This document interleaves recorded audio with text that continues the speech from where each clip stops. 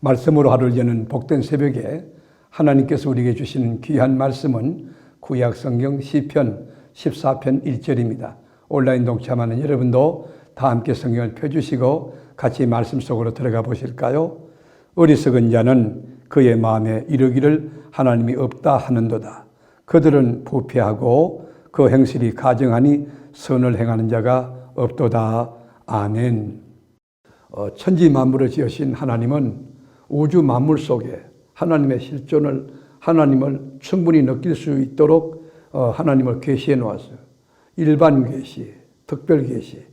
이 계시가 뭐죠? 아포칼립시스, 감추인 것을 드러내게 하시는 거죠. 하나님이 자기를 현현하여 알려주지 않으면 우리 인간의 이성으로 하나님을 알 수 없는 거 아닙니까? 하늘을 보면서도 강활한 우주 보세요. 저게 초월자 하나님이 아니고서 여러분 은하계, 저 별들, 달들, 태양 어떻게 거기 그 자리에 있으며 그걸 만들 수 있겠습니까? 바다 보세요. 그 숱한 생물들 많잖아요. 파도 치는 거 보세요. 그리고 꽃들 보세요. 꽃들의 종류가 얼마나 많습니까? 동물들 보세요. 신기하지 않습니까? 이 속에 충분히 하나님을 알 수 있는 하나님의 그 계시가 있다는 것이에요. 하나님이 천지 만물을 창조하셨습니다. 그리고 우리 마음 속에 하나님을 알만한 충분한 지혜, 분별력을 주신 거예요. 그런데 우리 인간은 고의적으로 하나님을 거부합니다. 하나님을 부인합니다. 하나님이 없다고 말합니다. 로마서 1장 19절에 보면 이는 하나님을 알만한 것이 그들 속에 보임이라. 분명히 하나님을 알만한 하나님의 계시, 하나님의 이 지혜, 하나님을 알 수 있는 그런 지혜를 주셨는데 그거를 거부한다는 거예요. 하나님께서 이를 그들에게 보이셨느니라. 창세로부터 그의 보이지 아니하는 것들 곧 그의 영원하신 능력과 신성이 그가 만드신 만물에 분명히 보여 알려졌나니 분명히 보여졌다는 거예요. 그러므로 그들이 핑계하지 못할지니라. 하나님이 없다고 하나님 앞에서 백보자 심판대 앞에서 절대로 부정 못한다는 거예요. 하나님을 알되 하나님을 영화롭게도 아니하며 감사하지도 아니하며 오히려 그 생각이 허망하여지며 미련한 마음이 어두워졌나니. 여러분, 우리 인간들이 왜 무신론을 택합니까? 왜 창조론이 아니고 신화론을 택합니까? 무신론을 택하는 이유는 분명합니다. 이론적으로 정당한 이유보다는 만에 하나 신앙을 가지고 하나님을 믿게 되면 하나님이 살아계신다는 걸 알 때에 자기들이 살아갈 때 너무 불편하다는 거예요. 생각도 함부로 할 수가 없고 말도 함부로 할 수 없고 이 술 먹는 거 뭐 술이 문화라 할지라도 어떻든 행위하는 것이 제약을 받는다는 거예요. 제약을 즐기는 그 쾌락을 맛보지 못할까 그걸 두려워하는 것이에요. 제가 아는 집사님 한 분이 장로님이 되기 전에 저에게 고백했어요. 목사님, 제가 세상에서 재밌게 살다가 이렇게 직분을 받으면은 제가 너무 두려울 것 같습니다. 저 그렇게 못 살 것 같습니다. 그런 진솔한 고백을 하며 참 인간적이다 그런 생각을 한 적이 있습니다. 여러분, 예를 들어서 우리가 예수 믿을 때도 믿음이 적은 사람은 교회 와서 헌금을 하면 재산이 손해가 난다. 시간을 뺏기면 시간이 낭비됐다. 또 전범을 바치면은 청춘 낭비다. 그렇게 생각하는 사람 있지 않겠습니까? 하나님이 없는 사람의 특징이 뭡니까? 심령이 부패하고 가정하다고 그랬어요. 선을 행하지 않는다는 겁니다. 1절에 보면 어리석은 자는 그의 마음에 이르기를 하나님이 없다 하는도다. 그들은 부패하고 그 행실이 가정하니 그랬어요. 부패하다는 말이 뭐예요? 썩었다는 거 아닙니까? 변절됐다는 거 아닙니까? 냄새난다는 거 아닙니까? 거기에 여러분 파리가 끼고 더러운 여러분 거기에 병구들이 우글거린다는 거 아닙니까? 그 사람이 말하면 여러분 그 사회가 그 가정이 그 공동체가 아주 독을 가지고 있는 사람이기 때문에 어려워진 거 아닙니까?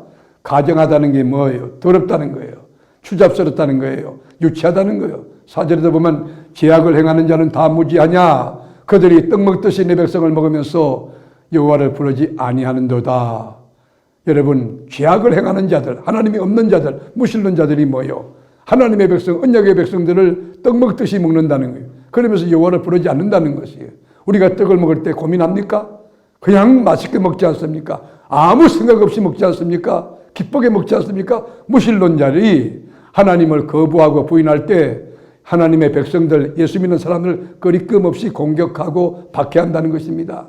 수백만의 유태인을 학살했던 독일의 히틀러가 왜 악랄한 인간이 됐습니까? 무신론 철학자 니테의 영향을 받았기 때문입니다. 그 결과가 어떻게 됐습니까? 끔찍했습니다.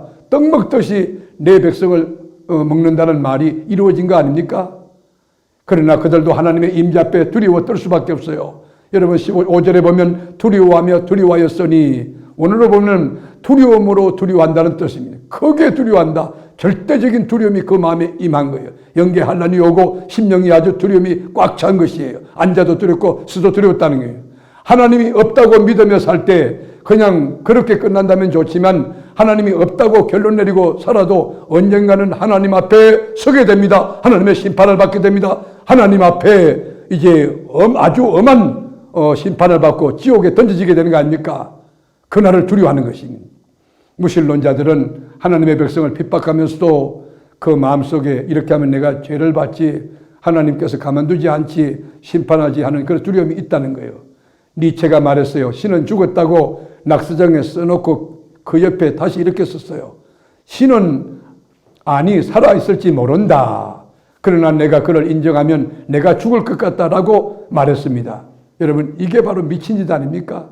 그냥 하나님 계신다 시인하면 되는데, 신은 죽었다 그래 놓고 신은 아직 살아있을지 모른다. 그러나 내가 하나님을 인정하면 내가 죽을 것 같다. 이율배반 아닙니까? 이 땅에는 무신론자들이 많지만 지옥에는 그런 자가 없다라는 말이 있습니다. 이 말이 뭐예요? 때가 이미 늦었다는 것입니다. 로마 시대의 고난 속에서 신앙을 지킨 사람들은 보면 당시 여러분 유명한 말들을 많이 남겼어요. 나는 나의 철학을 가지고 기독교 신앙을 부인할 수 없다. 나는 저들의 삶과 죽음을 부인할 수 없다. 저들이 정언하고 있는 그리스도를 나는 부인할 수 없다라고 했어요. 여러분, 환난과 핍박과 고난 가운데 믿음 지키는 사람을 보니 그 안에 하나님이 계신 거예요. 하나님이 아니 계시면 저렇게 신앙을 고백할 수 없고 믿음을 붙잡을 수 없다는 것이에요. 사랑하는 교우 여러분, 여러분의 과거에도 하나님은 계셨고 지금도 계시고 앞으로도 여러분과 함께 계실 것입니다. 여러분은 어느 곳에 있든지 강력한 신앙으로 하나님을 앙망하며 세상을 두려워하지 말고 하나님을 의지하고 하나님을 신뢰함으로써 넉넉한 승리가 있게 되기를 주님의 이름으로 축복합니다. 기도하겠습니다.